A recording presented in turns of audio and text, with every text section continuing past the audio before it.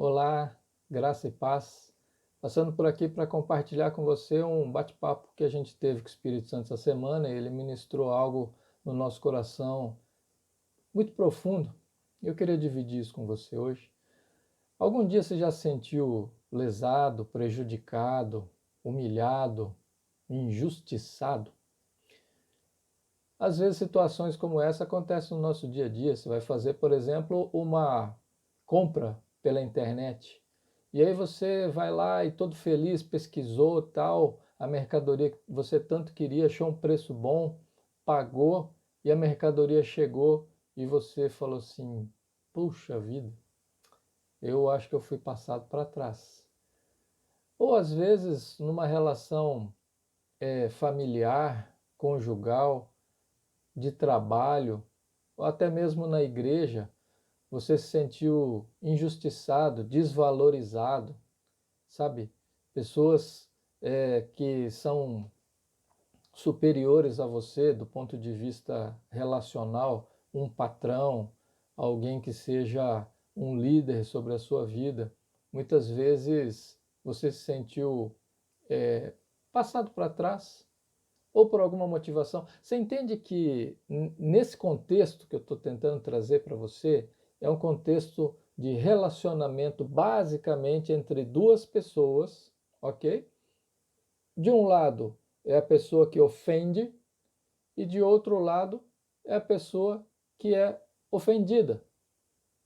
Então, se você for analisar, a pessoa que ofende, ela tem basicamente alguns interesses em mente ou no coração. Interesses em levar vantagem sobre a pessoa que é ofendida, ou até mesmo inveja, ou quer obter lucro, como naquele exemplo que a gente deu da compra, sabe? De alguma maneira, todas essas, se você for analisar todas essas atitudes, são atitudes que a gente pode resumir dentro de um aspecto que engloba tudo isso, né? O nome para isso é egoísmo, tá? Só que assim, tenha em mente o que a gente já ministrou nos vídeos anteriores.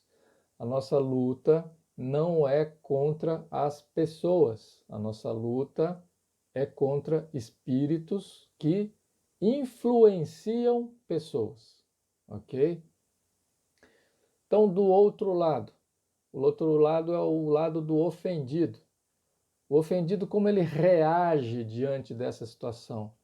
Você fica com ódio, você fica com raiva, você fica irado, você fala assim: poxa vida, essa pessoa ela tem que ver o quanto de mal ela tem feito contra mim. Ou você está vendo que a pessoa está ofendendo algum amigo seu, alguma amiga sua, e fala assim: essa pessoa tem que ser vingada por conta de toda a maldade que está fazendo com fulano, com ciclano. Você até pega as dores do seu amigo, da sua amiga. Então, gera no nosso coração sentimentos nesse nível. Ou às vezes, sentimentos, por exemplo, de autopiedade, né? Assim, puxa, coitadinho de mim, eu não mereço passar por isso, eu não fiz nada para ser tratado desse jeito, eu só estou tentando ajudar, eu só estou tentando somar algo. Ou então, o processo de ira, de ódio é tão grande, que a gente quer espalhar para todo mundo o quanto o nosso ofensor é mau e o quanto nós, como ofendidos, somos injustiçados, estamos sendo humilhados diante de uma situação como aquela. Então, você vê, basicamente, é uma questão relacional entre duas partes, né? Então, o que que a gente tem aqui, basicamente, né? Nós temos aqui um problema gigante de relacionamento, né? Então, assim, basicamente, nós vamos ter alguns níveis de consequências com relação a isso, situações que vão ser acarretadas por conta de um pano de fundo como esse. que a gente traçou. Então, disso tudo, a gente pode olhar com uma ótica de um nível de brigas, de discussões. Qual é esse nível? Esse nível é quando o ofendido ele reage contra o seu agressor, contra o ofensor. Então, vai discutir, vai bater boca, vai fofocar, vai gerar várias situações onde a pessoa vai querer justiça a qualquer custo, a pessoa vai desejar que a pessoa realmente seja desmascarada, acusada, seja presa. Então, você consegue perceber que nesse nível de reação, que é aquela parte onde o ofensor passa da defesa para o ataque, e muitas vezes você pode até envolver justiça nisso. Lei, BO, você pode partir para a polícia, por exemplo, não é? Então, às vezes, numa questão de divórcio, por exemplo, a questão pode entrar no nível litigioso, mas pode entrar também no nível consensual, que significa o quê? Que as duas partes, ofensor e ofendido, chegaram a um acordo e aí estabeleceram as questões de como praticar justiça diante do desentendimento. Mas entenda que existe uma justiça humana, ok? E muitas vezes nós, né, podemos ter sido ministrados ao ponto de, olha, nós não estamos no lugar de sentar na poltrona do juiz, do trono do juiz. Então, beleza, já entendi isso, a justiça é de Deus. Só que olha só, tem um detalhe ainda de um passo que nós ainda estamos querendo estabelecer a nossa justiça, porque muitas vezes a gente pode falar assim, deixa Deus fazer.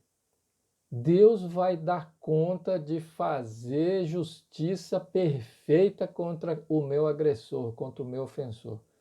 Você consegue entender que nesse nível nós ainda estamos agindo com orgulho? Porque eu não posso ser ofendido, eu não posso ser injustiçado, eu não posso ser lesado. Então, o meu Deus vai fazer justiça contra o meu agressor e eu vou sair bem nessa. Você consegue entender a análise dessa situação relacional? Até que ponto a gente pode chegar?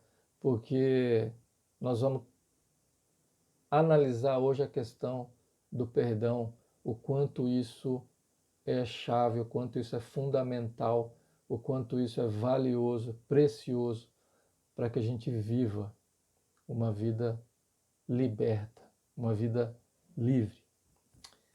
Amém? Fora isso, segundo passo desse nível de reação diante de todas essas situações de ofensa, existe uma fase que se chama indiferença. Essa fase é uma fase perigosa, porque a indiferença, a gente pode classificar ela como um oposto do amor. Porque Deus, que é amor, ele é um Deus intencionalmente relacional.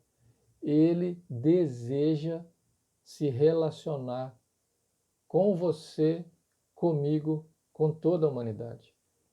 Desde o princípio, desde quando ele fez Adão e Eva, todos os dias, na viração do dia, ele ia bater papo com Adão e Eva. Até um belo dia em que a serpente lançou as tentações e aí houve a queda. Então, o que é que eu estou levando você a meditar junto comigo? Houve um problema relacional de ofensa no Jardim do Éden. Quem era o ofensor? O ofensor foi Adão e Eva. E quem era o ofendido? O próprio Deus. E qual foi a ofensa?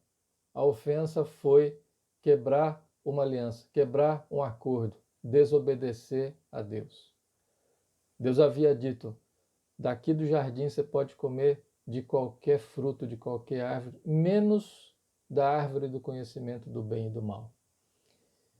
Então, essa quebra de acordo, nisso aconteceu uma ofensa a Deus. E aí, o que gerou nisso tudo? Houve um distanciamento social. Deus ele chegou para eles, estabeleceu maldições, tanto para a serpente, quanto para Eva, quanto para Adão, expulsou eles do jardim, mas fez roupas de pele de animal, dando ali já a primeira pista de que para que o perdão seja alcançado, existe um preço a ser pago. Existe um sacrifício a ser feito. O Senhor ele fez o primeiro sacrifício. Ali foram sacrificados animais, para que com a pele desses animais pudesse ser coberto o pecado de Adão, o pecado que deu início ao afastamento, ao distanciamento social da humanidade com Deus. Só que você percebe que existe amor quando o Senhor foi ofendido. Aconteceu, sim, uma separação entre Deus e o homem. Aconteceu, sim, consequências diante disso. A mulher sofreu algumas maldições com relação da parte do Criador. O homem também sofreu, a serpente também sofreu maldições por parte do Criador. Mas o Senhor, desde aquele momento, já tinha no coração a misericórdia, o amor e o perdão já manifesto da maneira com que ele tratou Adão e Eva. Então, o que eu quero te trazer hoje para meditar é o quanto essa questão do perdão ela é fundamental na nossa vida. Então, olha só, diante dessa manifestação de amor de Deus, o plano já estava traçado. Então, ele já tinha em mente, a família do céu já tinha em mente do que estava para acontecer. O próprio Deus, o próprio Criador, ia dar o sacrifício. Ele ia dar o seu próprio filho como pagamento dessa dívida, da ofensa que foi feita contra Deus. Querido, o ponto onde eu quero chegar, e eu já vou adiantar isso para você, é eu e você, nós precisamos entender que o preço do valor do sacrifício para que essa quitação da dívida do pecado da desobediência fosse pago, tem um valor alto.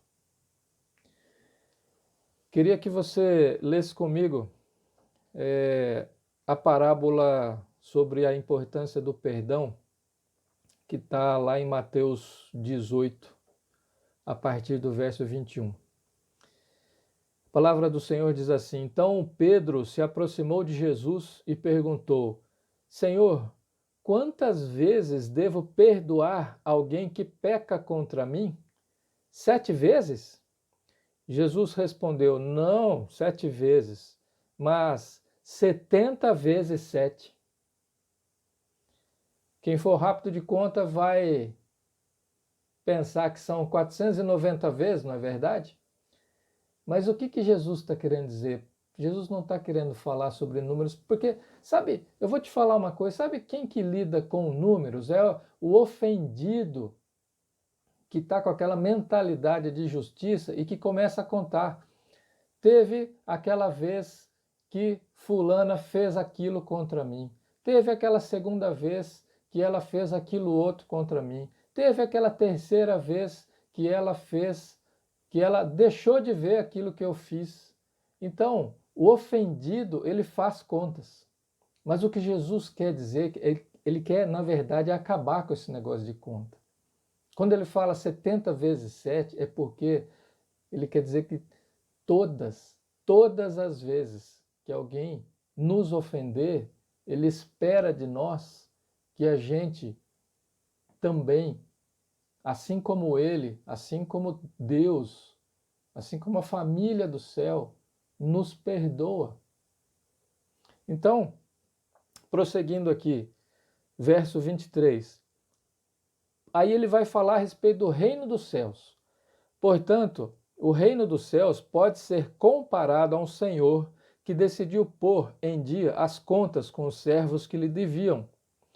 No decorrer do processo, trouxeram diante dele um servo que lhe devia 60 milhões de moedas. Uma vez que o homem não tinha como pagar, o Senhor ordenou que ele, sua esposa, seus filhos e todos os seus bens fossem vendidos para quitar a dívida. O homem se curvou diante do Senhor e suplicou: Por favor, tenha paciência comigo e eu pagarei tudo. O Senhor teve compaixão dele, soltou e perdoou-lhe a dívida. 60 milhões de moedas. Eu vou trazer uma equivalência para você entender o que significa isso. 60 milhões de moedas é o equivalente a 200 mil dias de trabalho. Sabe o que são 200 mil dias de trabalho? São mais de 540 anos trabalhando. Então você consegue entender que, em primeiro lugar, você não vai viver 540 anos. Segundo lugar, mesmo que você vivesse, mesmo que você fosse Matusalém e ainda ficasse com mais uns 400 anos de lambuja para viver, são mais de 540 anos trabalhando e entregando tudo para o seu patrão. Ou seja, do seu salário você não ia tirar nada para comer, para beber e para vestir. É possível isso? Tem como quitar uma dívida dessa? E a gente acabou de ler que o servo disse assim: tem paciência comigo e eu pagarei tudo. Querido, querido, o servo, ele não tinha noção do tamanho da dívida. Então, pensa comigo, se não houver perdão da dívida, se não tiver o escrito da dívida rasgado, quitado, absolutamente não tem possibilidade de pagar uma dívida como essa. Esse é o entendimento que eu e você precisamos ter, em definitivo, de que a nossa dívida para com o Pai é impagável, não tem como pagar. Se ele não sacrifica o próprio filho em nosso favor, não tem como. Não existe possibilidade alguma de eu e você a gente ter a nossa dívida perdoada. prosseguindo aqui, verso 28, depois que o Senhor teve compaixão e perdoou-lhe a dívida. No entanto, quando o servo saiu da presença do Senhor, foi procurar outro servo que trabalhava com ele e que lhe devia 100 moedas de prata. 100 moedas de prata é o equivalente a 100 dias de trabalho, ok? Mais ou menos um pouco mais de 3 meses trabalhando. Diferente o valor da dívida? Aí ele agarrou pelo pescoço e exigiu que ele pagasse de imediato. O servo se curvou diante dele e suplicou: tenha paciência comigo e eu pagarei tudo. O credor, porém, não estava disposto a esperar. Mandou que o homem fosse lançado na prisão até que tivesse pago toda a dívida. Quando os outros servos, companheiros dele, viram isso, ficaram muito tristes. Foram ao Senhor e lhe contaram tudo o que havia acontecido. Então o Senhor chamou o homem cuja dívida ele havia perdoado e disse: servo mau, eu perdoei sua imensa dívida porque você me implorou. Acaso não devia ter misericórdia do seu companheiro como tive misericórdia de você? E irado, o Senhor mandou o homem à prisão para ser torturado até que lhe pagasse toda a dívida. Assim também, meu Pai Celestial fará com vocês, caso se recusem a perdoar de coração a seus irmãos. Então, nessa parábola que o Senhor trouxe para nos ensinar a respeito do perdão, no final, no verso 35 de Mateus 18, ele fala que o nosso Pai vai fazer a mesma coisa se nós não perdoarmos aquele que nos ofende. E o que é a mesma coisa? Ele disse que o Senhor, irado, mandou aquele que ele havia perdoado, depois de ter implorado pelo perdão da dívida, ele mandou para a prisão com torturadores. Querido, isso é muito forte, isso é muito profundo e isso a gente precisa ter muito claro no nosso coração. A falta de perdão na nossa vida é como uma prisão com direito à tortura. E o que são os torturadores? São justamente aquilo que a gente disse no início desse vídeo. Nossa luta não é contra pessoas. Nossa luta é contra espíritos maus que, a partir do momento que, encontrando no teu coração, no meu coração, uma brecha, que é a falta de perdão, eles têm o direito de torturarem a nossa vida. Como que funciona isso?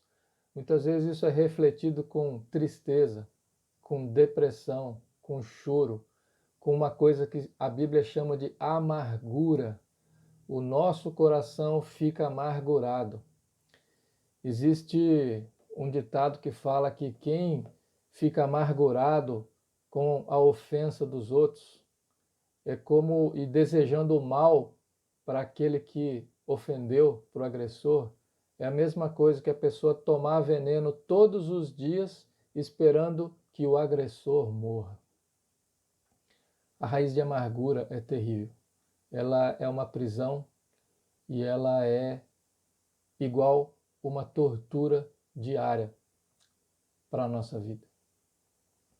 O Senhor disse lá em Mateus 6, naquela oração que a gente intitulou como Pai Nosso, Mateus 6, no verso 14, o Senhor ele disse assim: porque se vocês perdoarem as pessoas que ofenderem vocês, o Pai de vocês que está no céu também perdoará vocês.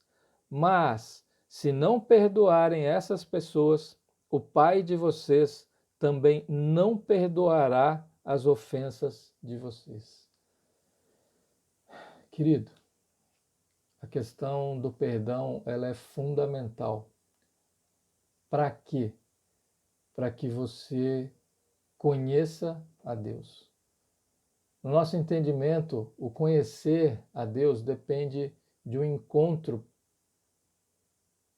principal, primário, verdadeiro com Deus. E a partir daí, você vai tendo relacionamento com Ele, e como Ele é uma fonte de vida inesgotável, Ele vai trazendo para você revelações em revelações, cada dia mais dele, de quem Ele é. Sabe, essa fonte de inesgotável de vida, a palavra fala que quando você crê nele, você tem dentro de você essa fonte inesgotável de vida. Então você acaba vivendo o seu dia a dia de revelação em revelação de quem Deus é, e você vai ficando cada dia mais maravilhado, mais incentivado, mais desejoso de querer saber mais quem Ele é, e a sua vida fica uma coisa assim maravilhosa de você acordar no dia seguinte e falar assim, cara, eu vou saber mais de Deus porque Ele vai se revelar ainda mais hoje para mim de quem Ele é. É uma infinitude de graça, de misericórdia, de perdão, sabe? Deus é infindável. Ele é uma fonte inesgotável que vai alegrar teu coração, que vai fortalecer tua vida. É algo maravilhoso. Então, o que nós estamos tratando hoje é uma chave para que você viva isso, para que você conheça a Deus. E em conhecendo Deus, você dia a dia conheça mais dele, porque a falta de perdão, ela ergue um muro de divisão entre nós e Deus. Por quê? Porque falta de perdão é pecado. Ficar ofendido e permanecer ofendido é pecado. E isso nos separa do Deus Santo, do Deus que perdoa, do Deus que é misericordioso. E aí então, o que foi que Pedro falou aqui em Lucas 16, quando ele falou assim para Jesus, falou assim, ô Jesus, perdão, está em Lucas 17, a partir do verso 1, diz assim, Jesus disse aos seus discípulos, sempre vão acontecer coisas que fazem com que as pessoas caiam em pecado, mas ai do culpado. Seria melhor para essa pessoa que ela fosse jogada no mar com uma grande pedra de moinho amarrada no pescoço do que fazer com que um desses pequeninos peque. Tenham cuidado, se o seu irmão pecar, repreenda-o. Se ele se arrepender, perdoe. Se pecar contra você 7 vezes num dia e cada vez vier, me arrependo, então perdoe. Aí, sabe o que os apóstolos pediram para o Senhor? Senhor, aumenta a nossa fé. Chegaram para ele e falaram assim, cara, não dá, eu não consigo, eu preciso de mais fé para poder chegar nesse nível de perdoar todas as vezes que alguém que pecou contra mim vem e faz de novo. Eu perdoo e ele vem e ele faz de novo. E aí os discípulos falaram assim, aumenta a nossa fé. E você sabe, eu quero te falar uma coisa, Jesus ele concordou. E ele falou a respeito daquela parte que diz assim, que se a gente tiver fé como uma semente de mostarda. E eu queria te falar uma coisa. Ele não quis dizer uma fé pequena, não, sabe? Ele quis dizer uma fé como uma semente de mostarda, que é uma semente pequena, mas que quando plantada, quando cuidada, quando regada, ela se transforma numa grande árvore, numa árvore que consegue acolher ninhos de passarinhos, uma grande árvore suficiente para fazer sombra para as pessoas. que eu quero dizer com isso para você? Que fé é algo que a gente vive de testemunho em testemunho. Quanto mais você desejar ter revelação de quem Deus é, Ele se revela para você. E aí você quer mais, e Ele revela mais. E nisso, Ele vai fortalecendo a tua e a minha fé. E com isso, o que vai acontecendo na nossa vida? Nós passamos a ter uma lente tingida de vermelho. A gente passa a olhar para as pessoas com a lente molhada pelo sangue de Jesus. A gente passa a olhar para as pessoas com amor, com misericórdia, do jeito que Deus olha para mim e para você. Porque se Ele não olhar através das lentes do sangue do Filho dele derramado por mim e por você, Ele vai ver pecadores. Mas quando Ele olha pela lente vermelha, Ele olha para você e para mim como justificados, como perdoados, como livres da prisão do pecado. Então, fé é algo que vai depender da nossa busca de querer conhecer a Deus, que Ele se revele de uma maneira pessoal, de uma maneira personalizada para mim e para você, porque há revelação nele, dia a dia, porque Ele é infindável. Então, o que eu queria dizer para você é que, só frisando então, novamente, falta de perdão é como uma prisão na nossa vida, decretada pelo próprio Deus e com direito a torturadores. Eu acho que você e eu, nós não queremos viver isso, não é verdade? Queria te falar que perdão, às vezes na sua cabeça, pode realmente parecer difícil. E sabe, eu quero te falar uma coisa.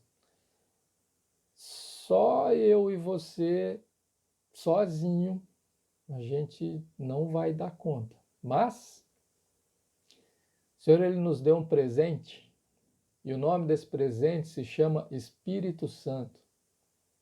Ele sim, Ele é poderoso para entrar no meu e no teu coração e provocar ali dentro mudanças na nossa essência. Ele é poderoso para trazer para mim e para você um óculos com as lentes vermelhas. Então, queria que você soubesse que o perdão, ele, mais que um sentimento, na verdade, ele é uma decisão e ele é um processo.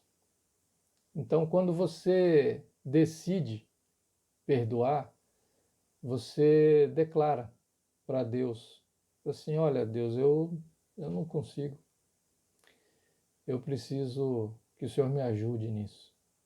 Me ajude a perdoar. Eu confesso que eu me senti ofendido, eu confesso que eu me senti lesado, que eu me senti humilhado, que eu me senti desvalorizado, mas eu olho para a vida dessa pessoa com as lentes tingidas com o sangue de Cristo.